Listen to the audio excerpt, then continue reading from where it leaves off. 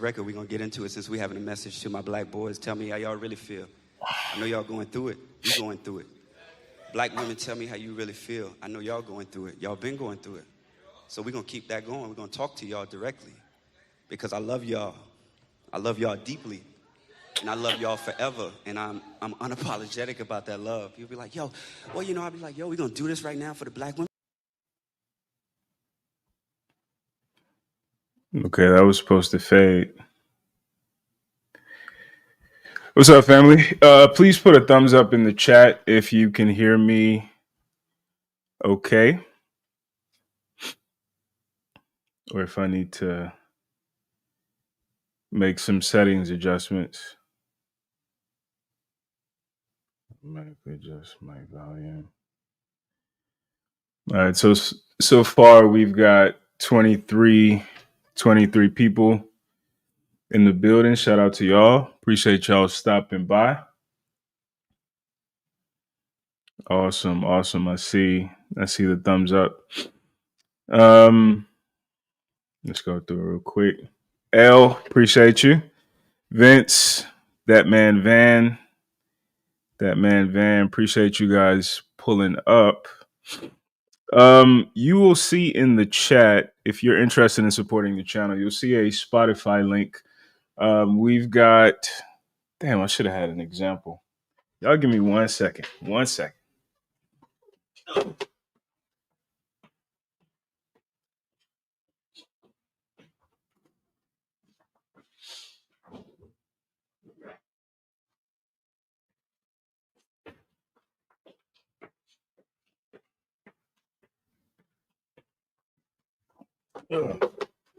All right, so if you would like to, let me get this out of the way. If you would like to support the channel, a great way that you can do that is by clicking this link. It's pinned to the top of the chat, and pick up one of these. These are the official We Need to Talk coffee mugs. They are matte black on the outside with white lettering, and they are gloss orange on the inside.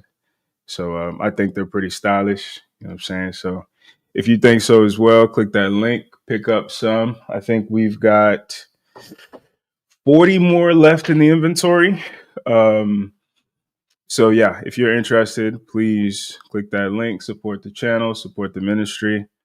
Merch is a really good way of supporting creators that you rock with. So please consider doing that. Let's see. As you can see by the thumbnail and the title, you know what we're here to discuss. I'm going to go about it differently, just for the sake of trial. And also, you know, I feel like the concepts that I'm going to cover with this Travis Hunter situation are themes that have come up before, right? The things that we've talked about before. But for some reason, they keep coming up, right? They keep coming up with real world examples. They keep coming up with, you know, situations in the celebrity world, I'm sure in our personal lives as well. So this is an opportunity for us to like really talk through it and really get deep and granular and try to see some of the layers and the colors of what we're observing. Let me see these other two comments. The Lucid Experience. Appreciate you being here, brother. He says, I was wondering when you'd comment on this. Hope all is well. Yeah, everything's good, brother. It's good to see you. Vince Prayer. You already know the scene. Yeah, man. So first, I think a good place to start is this comment that was left earlier today. Because to be honest, I wasn't originally going to talk about this. You know, if you've been here for a while, you'll see one of the old streams. The thumbnail title was Small Minds Talk About People, Average Minds Talk About Events, and Great Minds Talk About concepts, talk about ideas, right? So for me, I've always aspired to, I don't think I'm a great mind. I've always aspired to be a great mind. So typically, even in the situations that I talk about people or I talk about events, it's ultimately for the purpose of connecting it to some idea or some concept that I feel like is either useful for myself to talk through for myself, or it might be useful to share with others. So that's what we're going to attempt to do tonight. Obviously, you guys know what's going on with Travis Hunter, Leanne, his girlfriend or fiance. Shoot, I even have a note to touch on the whole cooking with Kaya situation. So we're gonna touch on a couple of things and try to connect them to um, concepts that I'm still trying to work on figuring out myself, and hopefully talking through them is beneficial for you guys listening as well. All right. So the way that I want to go about doing this, and like I said, I wanted to kind of go about it differently.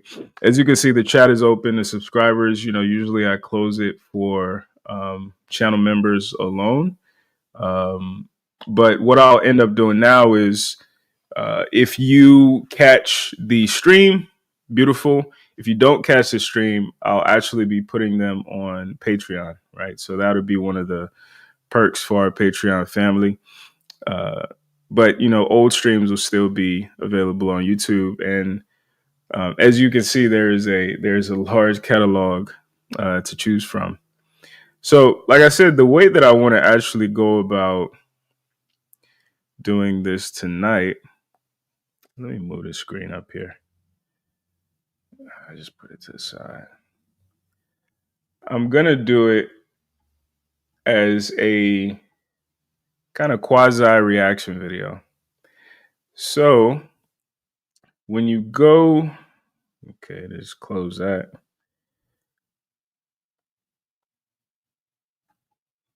All right, there it is. All right, so when you go to the YouTube channel, youtube.com/WNT Talk, everything is WNT Talk, Instagram, TikTok, even though I don't post on TikTok, but everything is WNT Talk. You will, obviously, you'll see the homepage. You'll see the videos that, organizes videos by the most recent upload. You'll see shorts. You'll see lives, which this is, the live that's going on currently. This was, in my opinion, a chronically underwatched live. The last live that I did about a month ago. You guys should definitely check that out. This one as well. This one as well. Actually, I think all our lives are top notch because, without, editing on an impromptu basis, I try my best to articulate, pontificate on some of these concepts. Where is it? So, like I said, there was a live stream. Yep, there it is. There was a live stream about 2 years ago. I can't remember exactly what it was that prompted this conversation, but it had something to do with TD Jakes. And that was where I used that quote, great minds, average minds, small minds, right? So, but anyway, my favorite tab for people to click on is either the podcast tab or the playlist tab, because I painstakingly tried my best to organize, because we got a lot of uploads. So I tried my best to organize the uploads in a way that are going to be digestible, especially for newer viewers. Some of these playlists are private playlists, as you can see, just for me. Like, I'm thinking about buying a truck, so I've been deep diving into trucks. This is like sleep stuff. But the ones that will be visible for you guys are playlists like Ride Along. That was a short series that I did where I would, talk while driving. Yellow Flag series, again, chronically underviewed. This could be a course in itself. Case study, again, chronically underviewed, could be a course. And that's actually the playlist we're going to use to facilitate this conversation tonight. Listen to Black Men, and the list goes on and on. So when you get a chance, go over to the channel, click playlist or podcast, because it's also, the table, We Need to Talk Live, travel podcasts, uh, Yellow Flags. These are the ones that are considered podcasts. Um, and then these are just the playlists in general, right? So Revise is also good. This would be like long form reaction videos to, videos like, that lady who cheated on her husband when she lost 100 pounds. But it was like an hour interview. So I went through it and gave my thoughts and lessons for brothers. What's up, y'all? In between. But for this one, like I said, we are going to the case study series, a case study. And there are a lot of case studies. Like I said, I've put in some work. But the one that we're going to use is this one here. Zion Williamson is the victim here, a case study. And the reason I want to use this is because, like I said, there are a lot of themes that come up regularly. There are a lot of consistencies, whether the fact that, Travis Hunter is an athlete and what that means with his interactions with women, whether we're talking about, alimony, child support, all that good stuff. A lot of those themes come up in the Zion Williamson video. And so I don't have to repeat myself. I'll use this and I will add additional context that's specific to this Travis Hunter situation. Right. So before we get started, let me go through the comments one more time, and then we will get this thing off the ground. Like I said, if you're just joining us, click the pinned comment in the chat. Support the channel by purchasing one of these beautiful We Need to Talk mugs. It's the holiday season. It's winter. You know what I'm saying? Get you some. There are only a limited number of these. So, the sooner you place your order, the better. I might go ahead and get them out to you. Hopefully get them to you before Christmas or sometime next week. So definitely support the channel that way.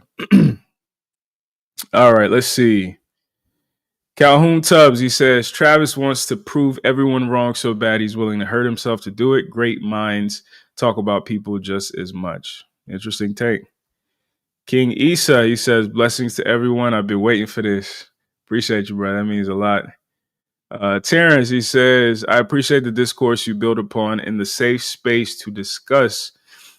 I haven't had time to sit with this. Interested to hear your take. All right, Wrench Turner, the GOAT, man. Appreciate you being here, brother. Appreciate all your support throughout. It's been years now. It's been years, but I gotta hit you up soon, brother. We'll link up, man. We'll chop it up. King Jimmy, appreciate you for the $4.99 super chat. He says, just tapping in, brother. Check Travis Hunter's high school, middle school pics. It all makes sense. I got some things to say about that. The Lucid Experience, those Yellow Flag series were fire. I think so too, man. As somebody who makes content, there's certain things that like you create and you really put a lot of thought into it, and you hope that it does well. You put a lot of time and effort, and sometimes the return is equivalent to that, and other times it isn't. This was the Yellow Flag series, was one of those situations where like I thought I dropped the blueprint and it wasn't received that way, at least. But again, maybe it's going to be down the line, right? Like Tupac said, I might not, change the world, but I might inspire the person who does. So, it's all for the greater good. So, but appreciate those words, man. The Condemned Man, my brother, it's been a minute, man. Hope you've been well. Appreciate it. The $100 super chat. He says, it's been a while, sir. Hope all has been well with you and yours. I got to catch up on your works. Keep up the much needed conversations. I appreciate it, brother.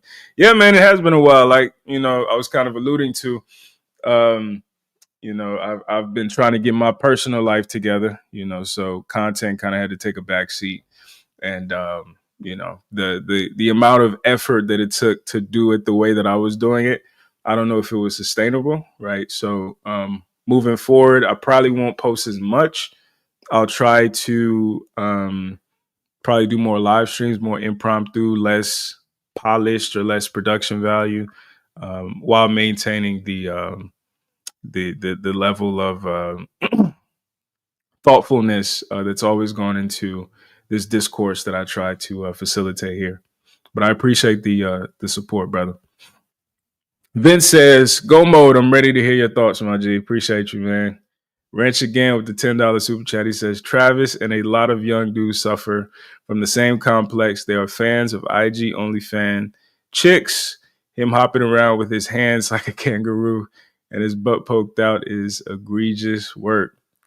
Man, listen, we got to talk about like the like you alluded to. We got to talk about the archetype of dude, right? And um, unfortunately, we are this next generation is full of a lot of those types of dudes, and it's sad in a way because there's almost a correlation between what makes them successful in athletics and competitive physical endeavors, and a lot of the traits that cause them to do so poorly with women and makes such bad decisions, right? So yeah, we gonna chop it up, and also, towards the end, brother, I would love for you guys to pull up, man, if you could, especially you, Wrench, man, if you could pull up, drop some of that wisdom on us, man. That'd be epic, brother. The condemned man, he said, "We got to pray for bro. He's younger than I thought." Yeah, Travis, 21, 22, like young dude. So, all right. Again, appreciate you guys being here. Appreciate you guys supporting the channel. So exposition, before we kind of get into it, for those of us who might not be as plugged in, who might not be Colorado fans. I'm a huge Colorado fan. Before that, I was a Jackson State fan, so I'm very much so a bandwagoner for the sake of Deion Sanders and what he's done and what he's meant to football generally, to college football more specifically, and for me. He represents how Black men are capable of transcending whatever box you put us in, right? He started off as an athlete. He made himself into a legend in athletics. He became the most dominant defensive back in NFL history. And now he's carried on that charisma, that relatability over to the college ranks, and is doing his thing now at Colorado. And, speaking of videos that I've done in the past, one of those videos was a defense of his move to Colorado from Jackson State, right? I talked about how often Black men are not celebrated until we die, right? And that's something that comes up a lot. It's a sad reality. I think it's a sad reality for men generally, but I think more specifically for Black men, we are not appreciated or celebrated until we're hashtag, right? Because it's expected of us to work. It's expected of us to protect and provide without any rules or regulations towards who and what we're protecting or providing for, right? We're just fodder, right? Back in the day, we were fodder for war. But throughout history, we've been fodder for the sustaining of others, the people in our family, our loved ones, etc. And as we have moved throughout history, the unfortunate reality is we've been less and less appreciated. We've been more and more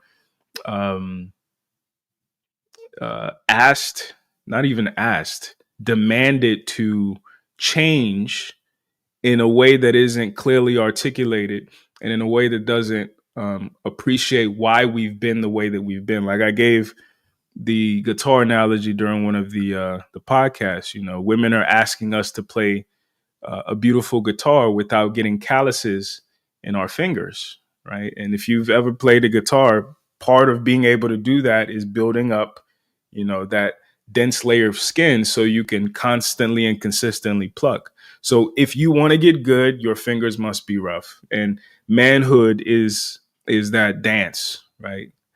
Manhood is figuring out how to bust through walls, how to, despite how you feel, despite your mood, still be able to perform, right? Whether it's performing on the football field like Travis Hunter, or whether it's performing in life generally, right? So what is happening is the expectations of men have been consistent, right? If not added upon, right? Because we're now being asked to simultaneously be as dominant as our grandfathers, but softer. And the most annoying piece is also more tolerant than our grandfathers were. We're supposed to be tolerant of any performance of femininity, whether or not it's feminine, or whether or not it's sustainable, whether or not it's is conducive to a family, to a future. And we're supposed to kind of carry this cross of being the bad people in the world just because we're men, right? So I defended Deion Sanders because from all indications, especially everything he's been able to accomplish in such a short time, he took Colorado just as an example from 1-11 to now they're 9-3, and when they win this bowl game versus BYU, they'll be 10-3, right? Which is incredible. Not to talk of all the money that he is single-handedly, because of what he's done there, generated for the city of Boulder, Colorado. Right, he's reinvigorated single-handedly their football program. So I always say this, don't only appreciate or condemn black men when we leave. Right, one of my former streams was an apology of some sort to passport bros. Right, even though I've been critical at different points, I completely understand. Particularly when you're a brother who grows up in this dynamic where you're never appreciated despite how well you do in life or how well you do for people. And you go into an environment where what would be considered the bare minimum here is amazing, right? And you're getting better perks. It's like it makes sense. It makes sense. So yeah, Travis Hunter plays for Deion Sanders.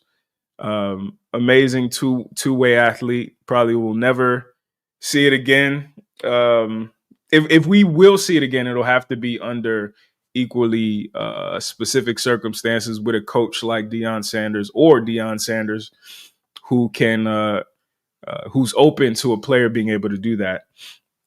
But star on the football field, star wide receiver, star DB. Actually, y'all put in the chat, man, if you think that at the next level he should commit himself to wide receiver or he should commit himself to cornerback. That's been an ongoing debate. I grew up on T.O. and Randy Moss, so I like the wide receiver thing, but like going by statistics, going by like people who actually like football nerds, it does seem like he's a far better cornerback. He's far better DB. So that's not even an argument I'm gonna get into, but I'm interested in what y'all think. Do you think he should be a defensive back or a wide receiver in the NFL? Fully knowing that they'll probably like Charles Woodson, they'll probably drop a few plays for him on the other side of the ball, depending, regardless of where he goes. But won the Heisman recently, but the entire conversation has been about his girlfriend. So you guys have seen the video. I'm not going to show the clips, but basically at his last game in Colorado, they won 52-0, either 50 or 52-0. And he went to the stands to bring her on the field, try to hug her, try to give her a kiss, and she was kind of turning her face. She basically dubbed him, right? That's not just my analysis of the situation. That's literally been the entire world's analysis of the situation. Appreciate you, brother. 52-0. That's been the entire world's analysis of the situation. And she did a video recently defending herself that, in my opinion, actually made things worse. She said that the reason she was in a bad mood is because they weren't letting people on the field, and uh, she was arguing with somebody prior to her interaction with Travis, so she was already in a bad mood. And my take was simple. It's like, okay, even if that's the case, why in the fuck did that bad mood spill over to Travis? To the star of the show, the star of the moment, the great man that you claim he is to you. Why did that bad mood in that context that had nothing to do with him? I would have been more uh, sympathetic if the bad mood was a consequence of, the rumor that was going around that it was him, with the cheerleaders. But like in that setting, after somebody else pissed you off, after what he had just accomplished, after what he is being slated to accomplish that is monumental, how were you not able to, from the respect you claim to have for him, for the love you claim to have for him, the regard you claim to have for him, how were you not able to conduct yourself? And like me, most people saw that situation and they thought to themselves, hold up, something not right. Let's look into this young lady. Let's see what's going on. And a lot has been happening. I'm gonna run down a list of the things that I've seen come up, and then we will cover it during these conversations. Number one, they dug up an old video of some of their couples content where she said that he wasn't her type. She left him in the DMs for 2 months before she magically chose to respond to him. During her clear up, she said the reason why she did that was because he currently had a girlfriend. And men in relationships aren't my type, as opposed to I'm not physically attracted to Travis Hunter.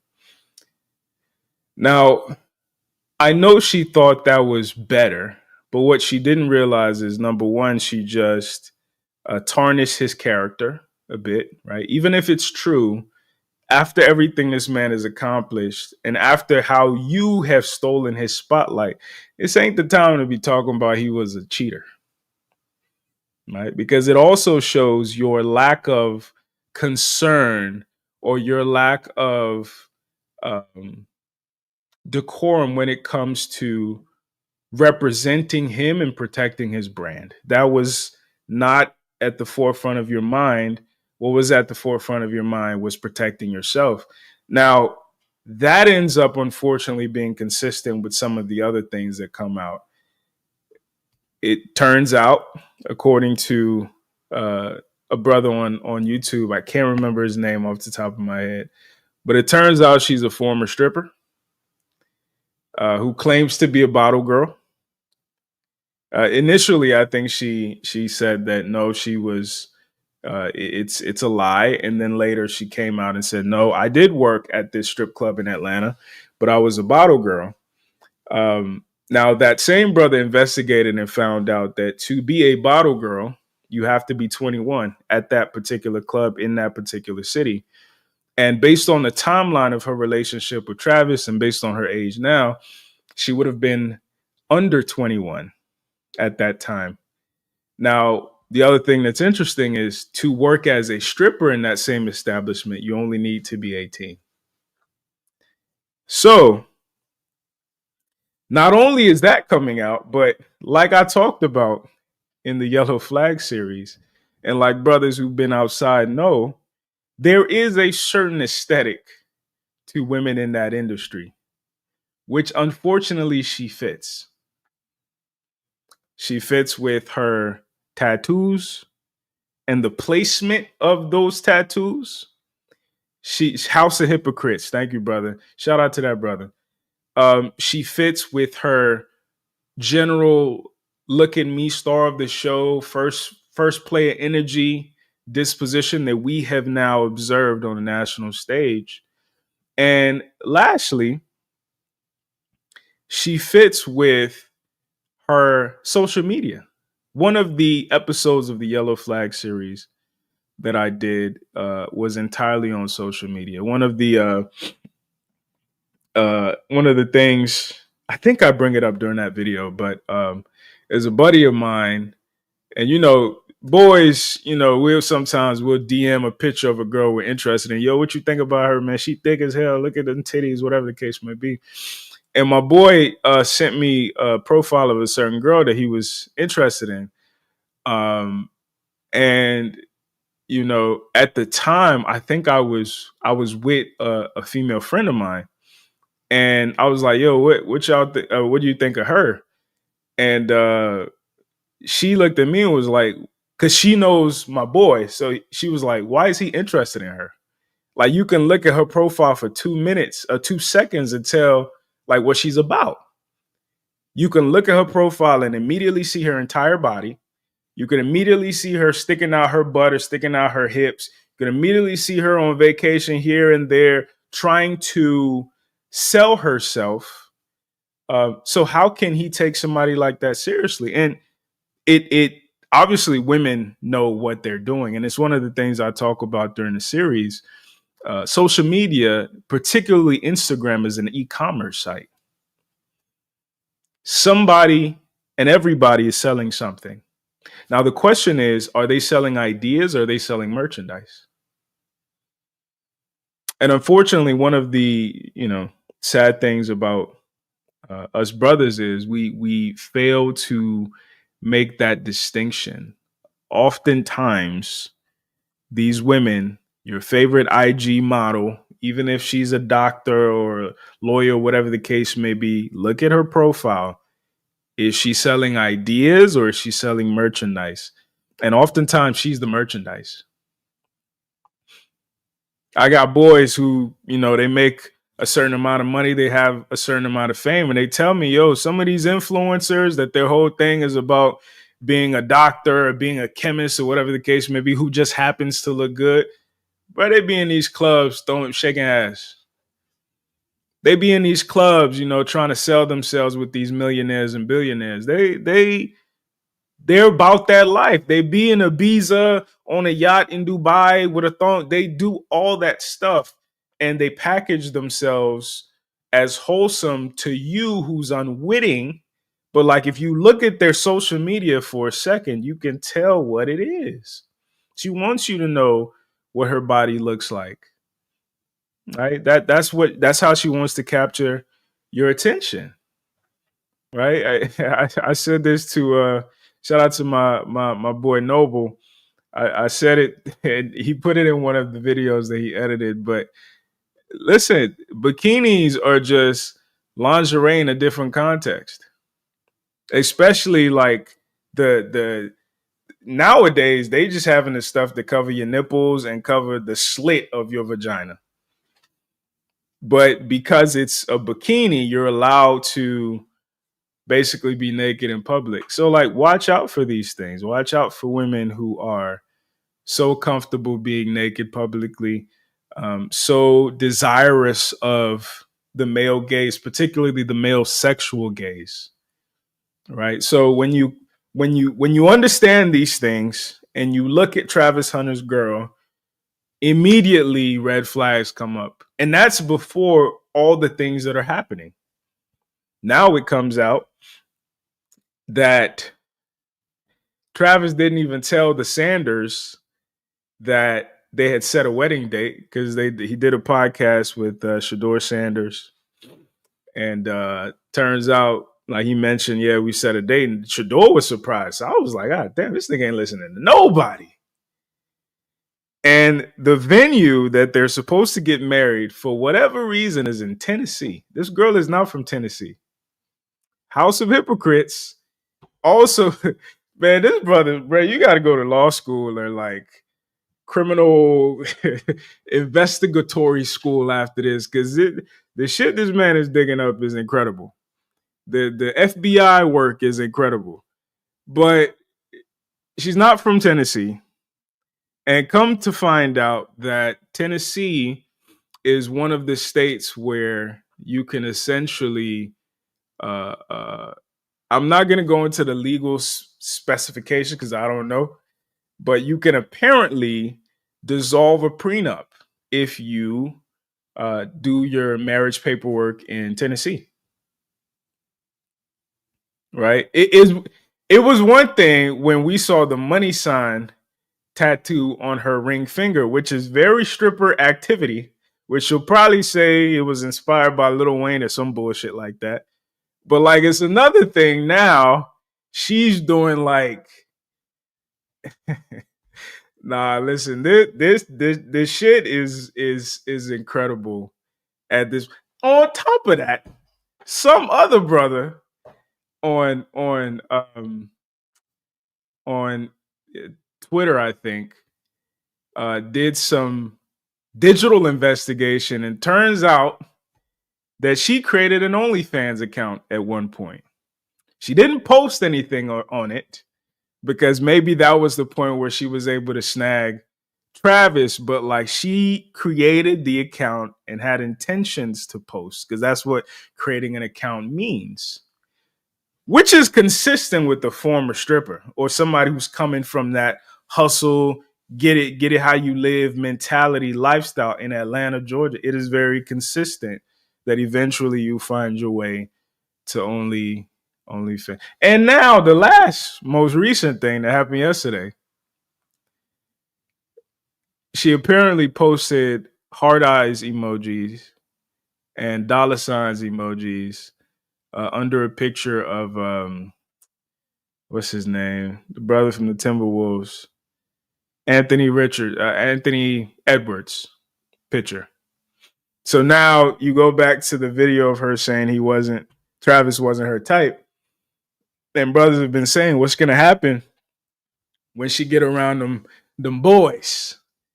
And she actually finds another guy who's equally financially as well off as Travis Hunter, but is more physically her type. What happens then? When she runs into Trayvon Diggs, or is it Trayvon? No, Trayvon's the brother. What's it? Why can't I think today? Stefan Diggs. When she runs into him, right?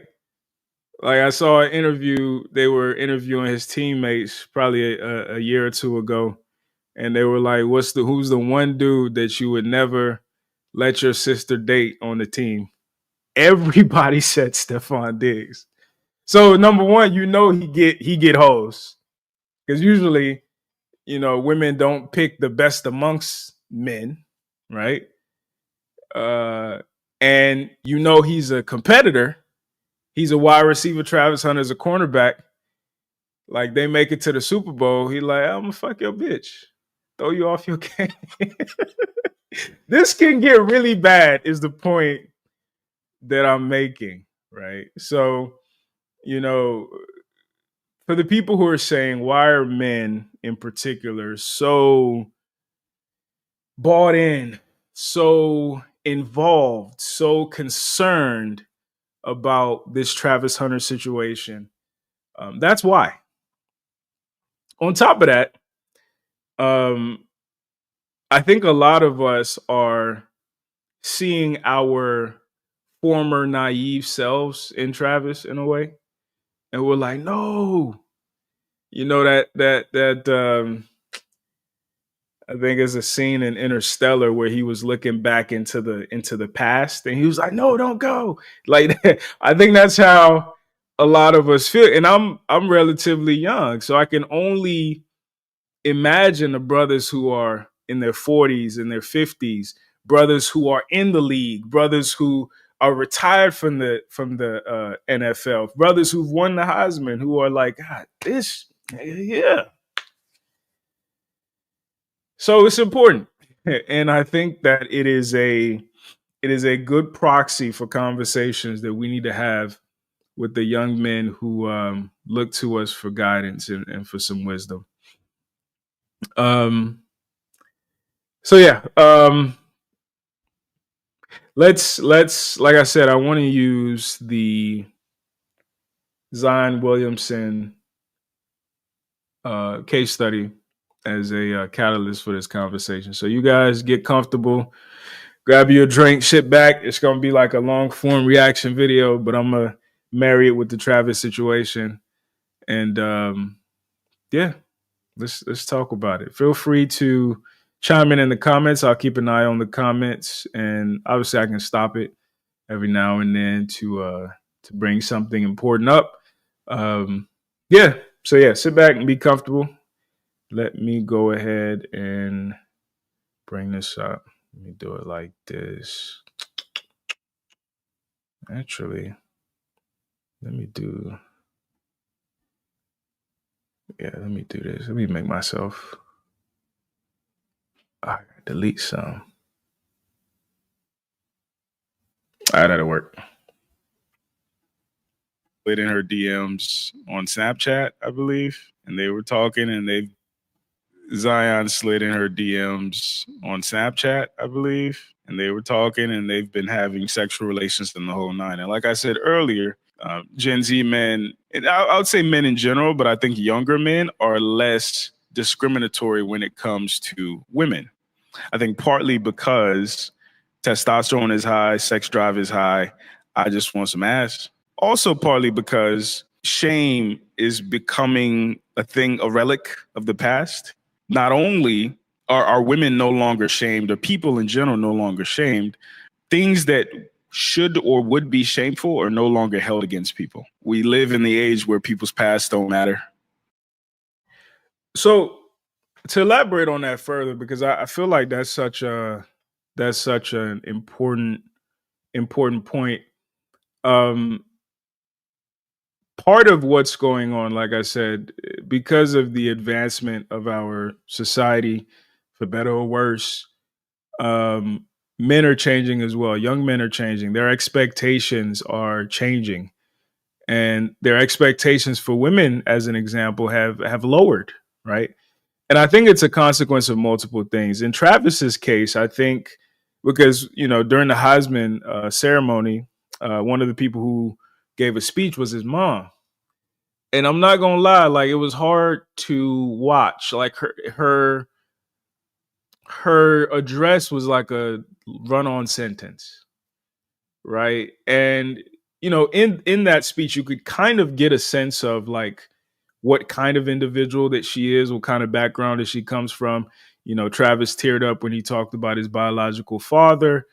And if I had to guess, again, assumptions, right? If I had to guess, I think he grew up in a less than ideal situation.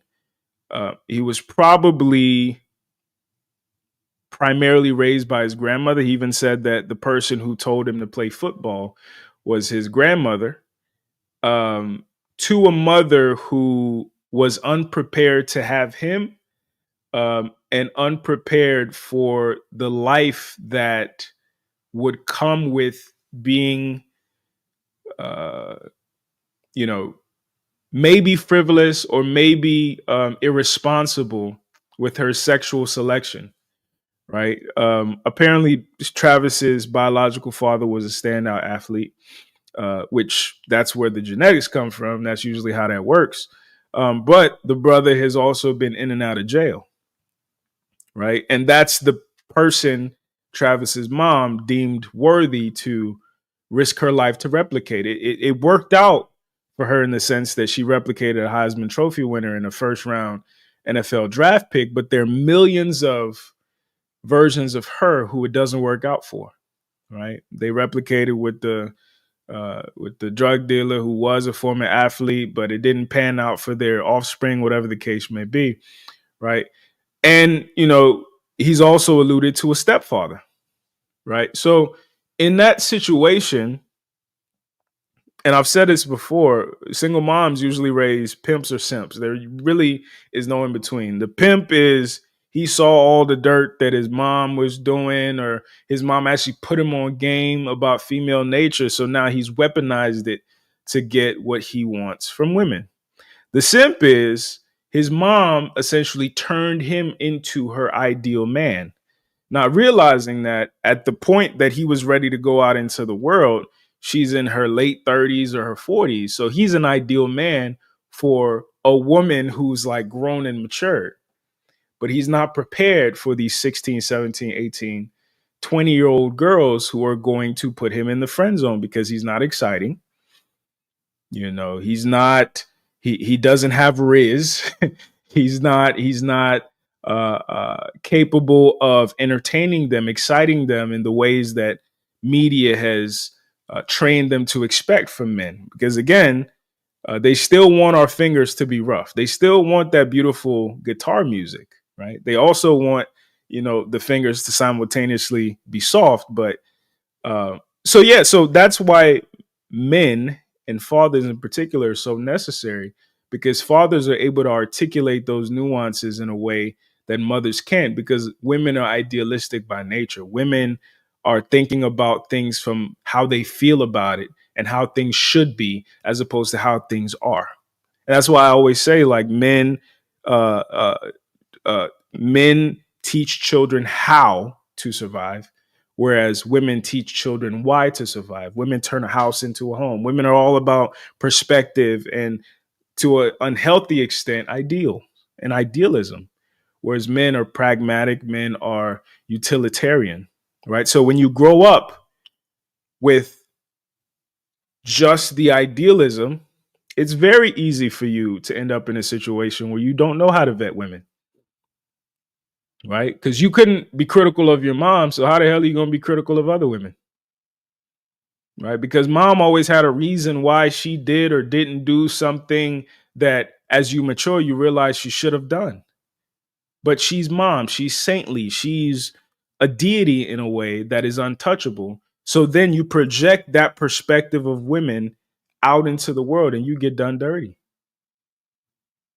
Unfortunately, single mothers create simps and pimps. And I think that's part of why Travis has this certain disposition to not only be attracted to this type of girl in the first place, but to be so permissive of all her, to us, obvious signs of her lack of desire for him, lack of respect for him, lack of reverence for him. Because now he's a Heisman Trophy winner and he's the number one pick in the draft, and he probably assumes that as he's improving in life, she will too. But that's not how it works. That's not how it works. You've given her entitlement. You've given her access. So even if she, and that's another critique a lot of people are saying, like, she's not even good enough looking for him to, or for her to think, she's the star of the show. But like, the fact that she's lasted this long is gonna make her think that, yeah, I'm that bitch. And again, when she run into a Stephon Diggs, when she run into, Anthony Edwards for real, and she's got that inflated confidence that women generally these days have about themselves, but more specifically women who think, oh, they bagged a Heisman Trophy winner in Travis Hunter because they're the baddest. Without that groundedness, without that lack of respect, it's just a matter of how she's feeling that day. All right, let's move forward. Let's move forward. It's about who they are now. It's about their future. It's about our vibe. But I think it really speaks to the lack of masculine influence in our community in particular.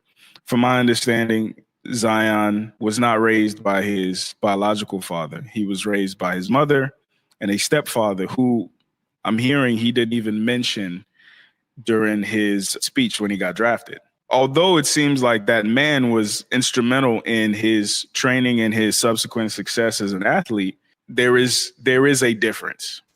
And I imagine either when his stepdad was giving him game about women, he either didn't listen, or maybe his stepdad didn't feel like he had the place to even give him that level of game if it in some way, shape, or form conflicted with who his mother was. So when you look at the thumbnail of this stream, some people probably got it, but other people probably didn't. So there's a picture of Leanne, his fiance. Then there's a picture of him in the middle doing, his Heisman pose. And then there's a picture of a woman all the way at the left side. And for those of you guys who don't know, that is Pilar Sanders. That's Deion Sanders' ex-wife. She's the mother of Shador, Shiloh, and Shalomi, the daughter. So Deion has been married twice prior. Uh, he was married to I can't remember the first wife's name, but the first wife was the mother of Bucky Deion Sanders Jr. and then his daughter, who's now married to or just had a kid with. I think they're engaged, but Jacquees, right? And then after that dissolved, he married Pilar Sanders, who gave him Shiloh first, then Shador, then Shalomi, which is a bittersweet thing, right? Because his most successful children came from a nightmarish situation. Because if you look back at their situation, there was abuse involved on her part. There's even a story about how she and a friend of hers jumped Deion Sanders, right? While the kids watched. So it's safe to assume the lady was crazy. So much so at the last game, at the 52-0 game, it was senior night. So the parents come up and bring their kids up, or whatever the case may be. And obviously Deion walks Shiloh and Shador to midfield, and Pilar was at midfield waiting to meet them. And a lot of people were talking about how Deion kind of scurried off. So it's like, yo, what do we only know about the things that came out publicly about what this woman did to him. But we don't know the things that came out privately. She tried to, similar to what is or might happen with Travis, she tried to throw out the prenup that he was smart enough to put together. But even with that being said, it's safe to also assume she was good at something to have gotten 3 children, or he got 3 children out of her, or she got 3 children out of him, however you put it, which is unfortunately, and I hate to even admit this, but unfortunately there is some correlation between women's craziness and their sexual performance. There is some correlation that is worth investigation. I don't like for it to be like this public thing, oh, crazy bitches got the best pussy. I don't subscribe to that, but there is some correlation. So I say all that to say, a lot of what's been coming out is like, yo, is nobody in his camp telling him what's going on or telling him what to look out for? Is Deion Sanders a man who has, for all intents and purposes, been in a similar situation? So much so that even the woman on the screen, he brought her to Jackson State to talk to the football players about how to look out for women like her, essentially. I don't think she knew that was her purpose of that visit, but that was Deion's purpose. Right. So it begs the question, like, what is going on? Who is giving this brother the game? But then you look back at those clips where Deion didn't even know he had engaged the girl. Shador didn't even know that they had picked a date, or she had picked a date and a city. Then you start realizing it might be a situation where, like, he is completely unreceptive to any wisdom, critique, or insight from older brothers. And one of the advancements, if you will, about our current society is this idea that nobody could tell me shit, and the people who are trying to are simply haters. And that's been Travis's disposition generally. Like, y'all are hating on me, y'all are hating on her. It's like, no, people are trying to engage you in critical dialogue. But unfortunately, I think one of the remnants of our pop culture is this sense of being beyond reproach. I think, in hip hop, for instance, you had to be hyperbolic. You had to be larger than life. You had to be braggadocious, right? Because you had to think past your circumstances. So anything that tries to bring you down to earth was something trying to humble you in a way that you didn't view as productive. And that's why we came up with the, hating, they hating, they hating, they hating. And now we don't know how to distinguish an actual hater from somebody who wants to see you do well and is unwilling to lie or to indulge in your fantasies and delusions to do that. So that like I said, this is so multi-layered, and I'm hoping that past just this discussion about Travis being a stupid simp and this lady being a predator, that we're having some introspection and looking back at situations where we've been Travis in retrospect. Looking at situations and deconstructing it. Why was this able to happen? And how can I consolidate this into productive game for my son, for my nephew, for the brothers I mentor? Because this is, at this point particularly, it's bigger than Travis. It's bigger than Leanne. It's bigger than the NFL. It's bigger than Dion. It's bigger than simping, all this manosphere talk. It is bigger than all of that. This is about how do we present and conduct ourselves, and what expectations should we have for the people we involve in our lives, particularly when our lives are on public display, particularly when our existence is less about us and more about how we perform and inspire others. That's why people care, Travis. That's why it's important that as a woman of a man of that caliber, what's more important is how you support him, not the feelings that you're having at any given moment. You were bored in a situation he's taking pictures with fans, and you didn't have enough respect for him to come up to him whispering as, "Hey, baby, you want me to stay?" If that was, I was watching her explain. Nah, I was just asking him, does he want me to stay here or does he want me to go do something else? And then you watch the clip and you're like, yo, that wasn't the tone at all. That wasn't a genuine, hey, baby, what do you want me to do? Because that would have been presented differently.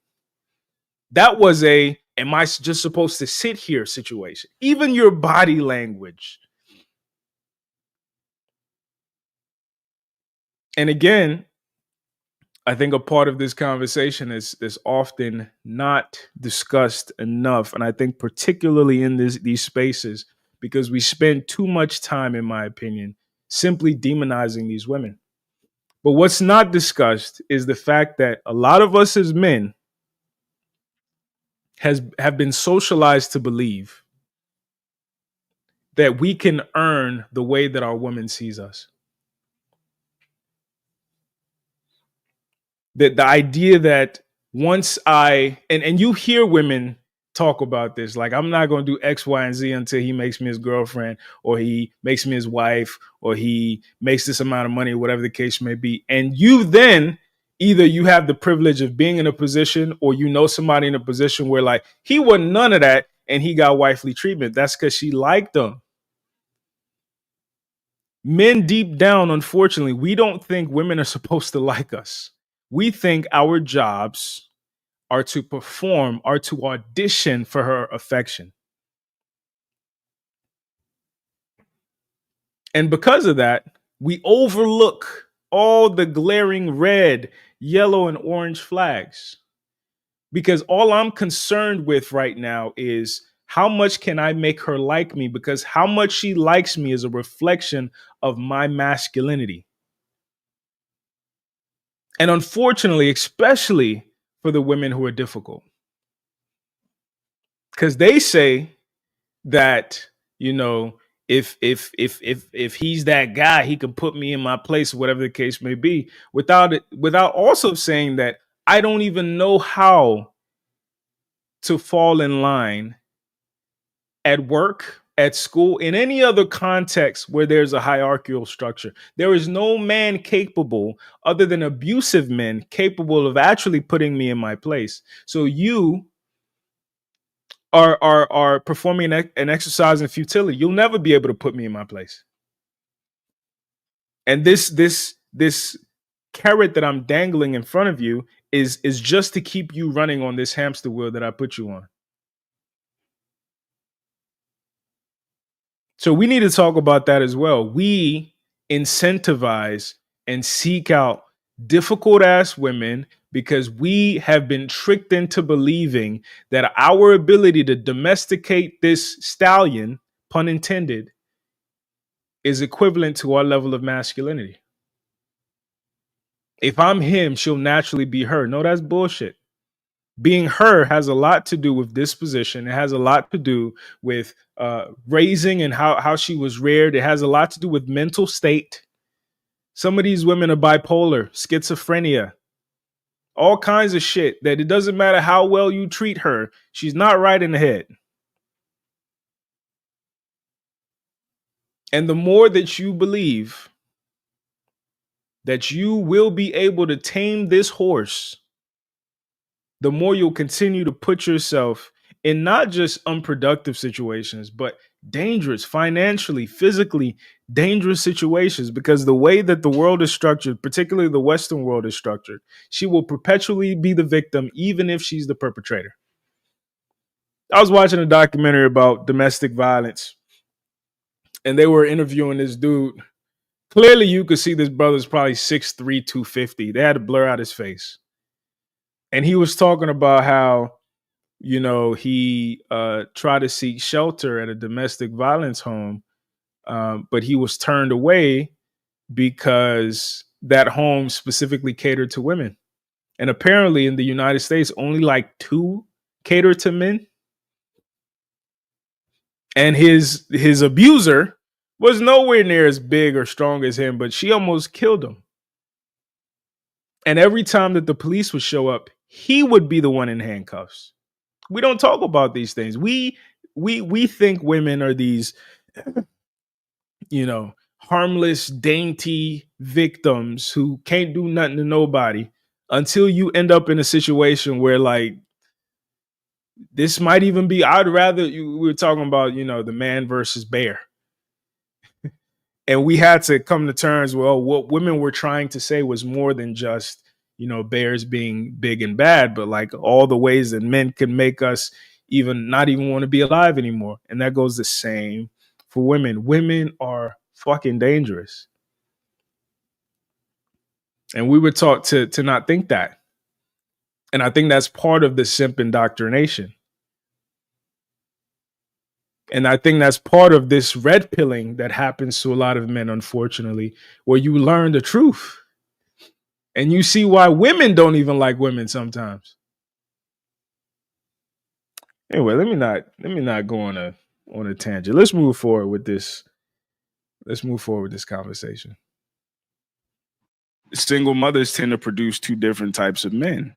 One man who turns into a super pimp and he doesn't care about women, or another man who turns into a super simp and he's been his mother's husband. We talk about husband, sons. He's been his mother's husband for his entire life. And he takes that disposition out into the world and he wifes up or impregnates anything. And that's how you end up being entangled with a 32-year-old adult film star. And then that's how you end up impregnating a 30-year-old baby mama who is the ex-girlfriend of Boosie Badass, stripper and apparently OnlyFans model. Let's jump right into it. What's up, y'all? So recently, news came out that Zion Williamson is going to be a dad. He's expecting a girl with his 29-year-old girlfriend. And, the internet is in a frenzy. So I kind of wanted to deep dive into the different factors at play here. So, Zion, he's a star player for the New Orleans Pelicans. He actually came out of South Carolina, so his high school, Spartanburg Day, is probably an hour away from where I am. And I remember when he was this last season, he only played 20 games, right? And this is a player who just signed a nearly $200 million contract. So most of the critique around Zion has been his health, right? Being overweight, being the size of a center, even though his true position is, power forward at most and small forward at best. Recently just impregnated a woman 7 years his senior, 8 years his senior. And not only that, is a woman with a shady, questionable past. I think we should start with the money. I remember before NIL deals, there used to be a lot of debate around paying athletes, especially paying college athletes, right? A lot of college athletes at that time, they would be on video games, they would be on shirts, their jerseys would sell, but they wouldn't get a cut of the money. And one side was saying it's you're leveraging these players, you should pay them. The other side would say that these kids are 18, 19, 20. It would do them more harm than good to throw all that money at them.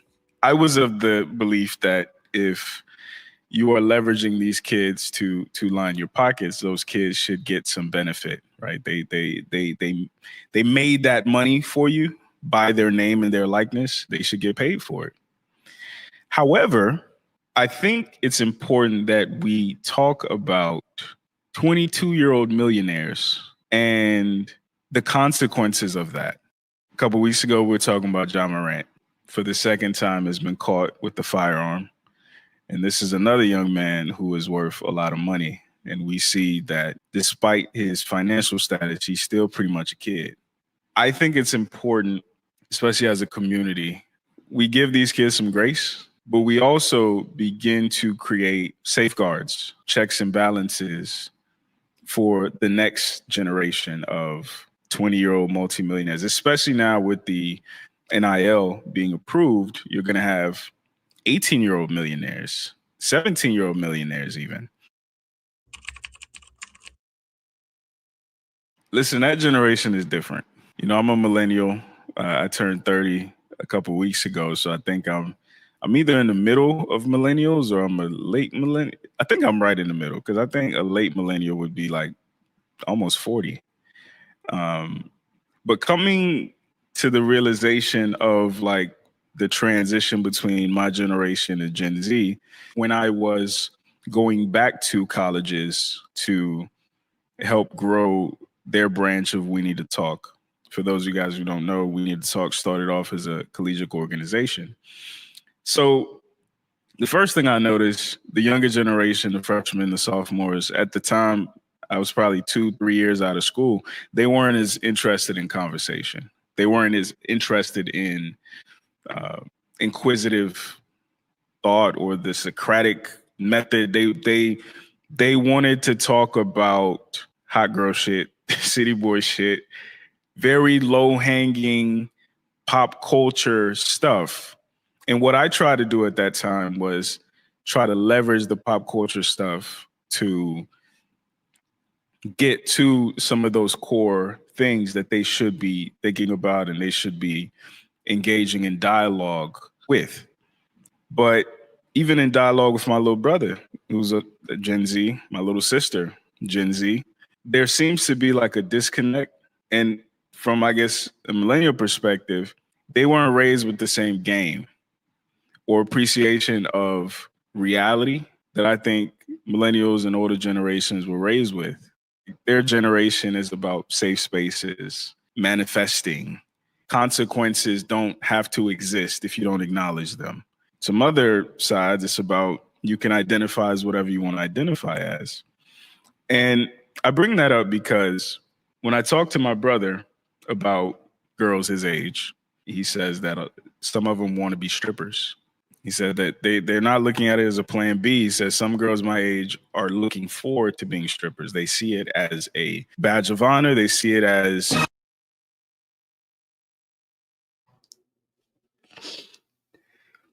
You know,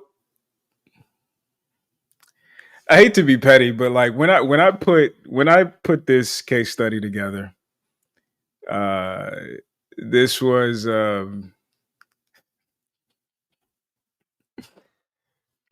this was when my boy Nathan Daly, um, he had fallen. He and Six the Goddess had gotten into an argument, and she went incredibly low, and it turns out one of the pieces that she left out of her lore, that for trained eyes wasn't really a hard thing to pick up on, is that she was a former stripper and has now found herself in the manosphere, or at that time, I don't know what she's doing now, trying to placate to men. Uh, and I thought that it was important for the men who were looking to her for validation, who were consuming her content, to understand that this was the context that she was coming from. Uh, so yeah, that's Six the Goddess when she was a stripper back in Florida. But anyway, the the thing about Gen Z that I think is interesting is that one of my favorite quotes is uh, hard times create hard men, tough times create hard men create good times create soft men create hard times, and then the cycle continues. And I think we're at that point. I think um, this generation of masculinity uh, is is represented by male softness, and I think some of it is productive, but I think some of it is unproductive and some of it is performative. Like this whole, you know, um, therapy is a silver bullet, and men need to be just as emotionally expressive and open and vulnerable as women. And women are the benchmark for emotional intelligence. So the closer your performance of emotion is to women, the better you are as an evolved man. And I think it's nonsense, right? But I think a lot of men in my generation, millennials, Gen Zs for sure, and after were born into that Kool-Aid. And I think that's part of the reason, like we see with Zion, like we see with Travis, that they're not as critical, particularly of women, as a lot of older men would say that they ought to be.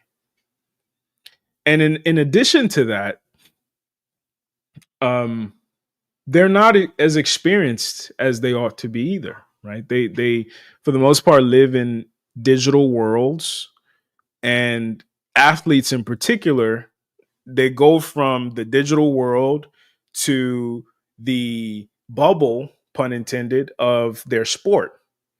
And especially elite athletes, like even we're talking about how Juju Lewis recently signed to Colorado. Like you hear him talk about how since like seventh grade he's been the number one quarterback in the nation by going to a bunch of camps all the time and being in training all the time, and all he does is go to school and go train and do train again, and like they're locked into a bubble. And unfortunately, part of that bubble is the fact that they never have to learn about women because women come to them easily, and that those are the ones who are handsome, right? And some of the ones who are not as physically attractive as well. They never have to learn women. So when they get to the point where, a woman could come in and Delilah their situation, they are ripe for the picking. As people like Brittany Renner and, even the example that Six the Goddess has shown us. And we, even in our older ages, are so naive that we can't identify the different iterations of stripping, that we see in our everyday lives and on the internet. Some of them know exactly what you want to hear. They don't believe it.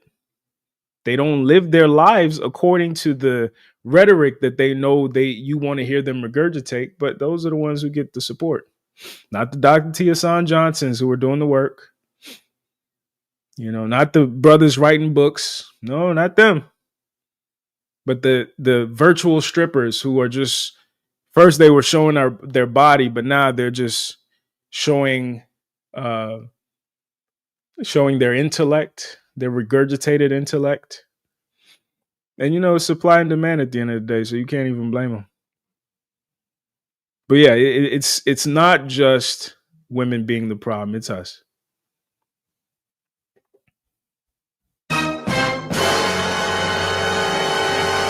A career worth striving for, similar to how I guess our generation and older generations looked at doctors, lawyers, engineers. The pathology of the Gen Z is different. Now, in Zion Williams' case, a lot of people are giving him flack for not discriminating around the fact that one of his women, adult film star, and then the other one, which he just impregnated, is also, you could make the argument, an adult film star, works in the adult industry. I assume to his generation, it's not that big of a deal. Brittany Renner. Apparently now Brittany Renner has made a 360 and she's now trying to become a wholesome woman. But when she was still in her, I guess, hot girl phase, she talked about how athletes are very easy to take advantage of. She even said, I think athletes are dumb. She was impregnated by PJ Washington. In that situation, it was clear to some people that she groomed him. And like a lot of women, unfortunately, she saw him as a meal ticket, which he was. She was at his college games, definitely at his NBA games, and took advantage of the fact that he was on his way to becoming a multimillionaire. And she secured that bag, as some older women are encouraging young women to do. Brittany Renner has actually been commissioned to speak at some schools. She spoke at Jackson State while Deion Sanders was coaching there. She spoke to the athletes about what to look out for when you make it and these women are going to come your way and they want to be with you and they want to, do stuff with you, and how to not throw away everything that you've worked for and everything that you've built because of a big butt and a smile. And it reminded me of something that I heard a while back. Athletes don't get bitches. And I know for a lot of people that's a counterintuitive truth, but what people don't realize is very elite athletes are in some ways equivalent to very elite scholars. They immerse themselves in their craft. So the society, by your neighborhood, by your city, as this shining star, this bright spot. It's kind of similar to being a really beautiful woman. And unfortunately, it cripples you from actually developing social skills or discernment skills. Because again, if you've always had things handed to you, you never actually have to figure out how to get it. Now, when it comes to beautiful women, part of the reason a lot of dudes complain that beautiful women usually have terrible personalities and things like that is because they've been treated like a commodity their entire life. And if you've been able to get on any boat you've ever wanted to get on, you've been able to go on any trip you've ever wanted to go on without having to earn it in any way, simply because somebody wants to sleep with you, simply because of how you look, there is no incentive to develop social skills, So sometimes that's why you find the social skills of really highly attractive people lacking in comparison to more moderately attractive people or even unattractive people. Right? Like a joke is, some short dudes have better personalities than the dudes who are 6'5" because they have to. Because since they didn't get the genetic advantage, they have to develop some of those auxiliary advantages. Most charismatic dudes you're gonna meet are under 5'7". And that's kind of how I guess uh, God or nature keeps things in balance. Now, with athletes, again, not only not having the time to develop those social skills and those discernment skills, not having the need to develop those social skills and those discernment skills, you are prey. You're prey for agents, you're prey for companies, and you're absolute prey for women. Now, when we talk about predators, I think so.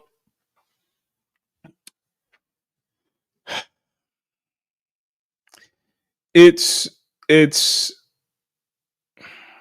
I think it's unfortunate that we, even as men, we don't know how to view ourselves as potential victims, right? And because of that, I think we're more reckless with our decision making, particularly as it pertains to women, than we should be. We should be more vigilant. We should be more critical thinking, right? But we think that we are capable because we're capable of, handling them physically. We believe that we're capable of handling them.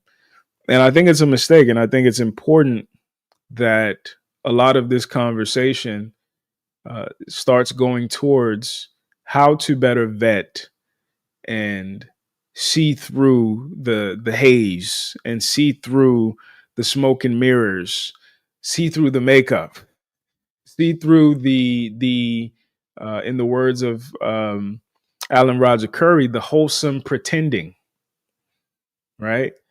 Uh, because particularly, I mean, if your brother just trying to get some pussy out here, just be careful of STDs, getting the wrong woman pregnant, and inviting women over to your place too early because they might rob you and set you up and all that good stuff. But if you're looking for like a wife, you need to be able to see past, because we often just talk about the representative as it relates to men, right? He puts his best foot forward. We don't talk about the representative that as it relates to women. We don't talk about the internal chaos that they have to consistently and constantly curtail within themselves, and how and when that shows up in your relationship, and if you are prepared for it. And more importantly, if she offers so much value that whatever storm that she inevitably is going to bring to your life is worth it. These are the conversations we need to have past just vilifying women, past just calling men simps. Um, and I think that the more that we do that, the better we can set up the next generation and not make these same mistakes. Listen, I want Travis to be right. I want the media and all of us who are saying he need to leave that girl, I want us to be wrong. I want it to be a situation where she just lacks decorum, lacks media training, and her page was hacked. That's why that comment happened.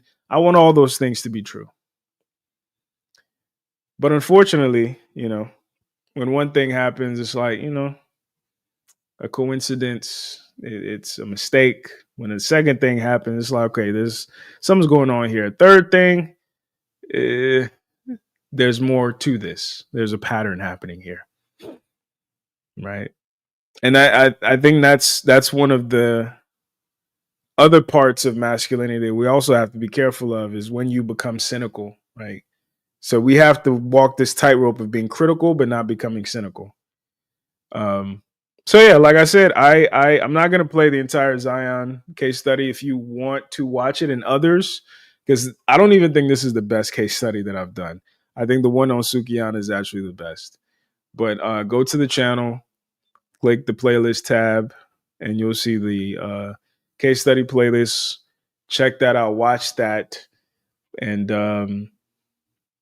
some of the others. But we need to keep having these conversations, and we need to have it in a way that's productive and have it in a way that centers us as, responsible for this. Obviously, there are things that are outside our control, like women. But like, how can you better move to not incentivize those behaviors in women that we complain about? Right? How can you put your resources towards the men actually doing the work rather than just tipping virtual strippers or the women in your lives who mean you no good, right? Just because she validates you in some other way. She's the first bad bitch you've ever pulled, or she's been with you the longest, or whatever other excuses we use that unfortunately Travis is using as well. These are the things we need to start thinking about as men. So that's all I got. I mean, I could pontificate for hours, but I'm trying to keep these more short and sweet moving forward. So I'll probably do a stream in the next few days. We got to talk about what's that lady, the lady who said her husband's a monster. We got to talk about that real quick. My thoughts on cooking with Kaya. I know that's another thing that's been going on. Now they're saying that like she was just leaked. A leak came out of her. Giving fellatio. I appreciate what I think we have to be careful because men are using her as the example of, men just want a woman who's going to cook for us and take care of us. And, that's why we enjoy cooking with Kaya. She looks good. She's natural. She cooks, and then she gives us a little twerk. And women are up in arms because she's like the quintessential pick me in their eyes. And she framed her positioning as not only am I cooking, but I'm cooking for your man. I think her thing was, you better cook for your man before I do. So like naturally women are not going to like her, particularly women in relationships, because women generally are insecure. I think our women in particular are doubly insecure for multiple reasons. Some valid, some not valid. But when I look at cooking with Kaya, there's some yellow flags. I like the fact that she cooks. I like to eat. That's beautiful. But as a man, like if I was seriously looking at her for a relationship, I would pause and not just get enamored with the cooking, because there's something else that comes with that. And it would be one thing if she was cooking with Kai and did a little dance, but to twerk, again, when you think about social media is an e-commerce site, what is she selling?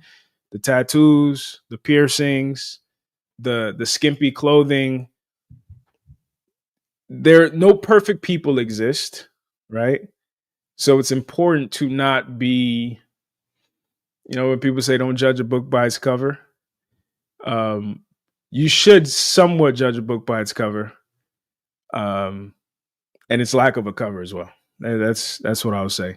But I'm hoping it also inspires women to understand how important cooking is for men.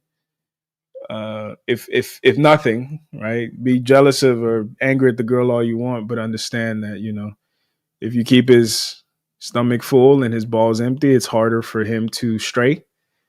But yeah, I think it's a mistake to look for one person to be this Jesus-like figure in a cause, particularly the young lady. I think she's like 23 or something like that. Like she doesn't know what she's doing other than what she's selling, right? So that's all I'm gonna say. Appreciate y'all tuning in. Stay tuned for the next live stream. I will be uploading this to Patreon if you want to watch it back, or if you didn't have an opportunity to watch it tonight. So yeah, appreciate y'all. Have a good rest of the night. Have a good weekend, and I'll see y'all soon. Peace.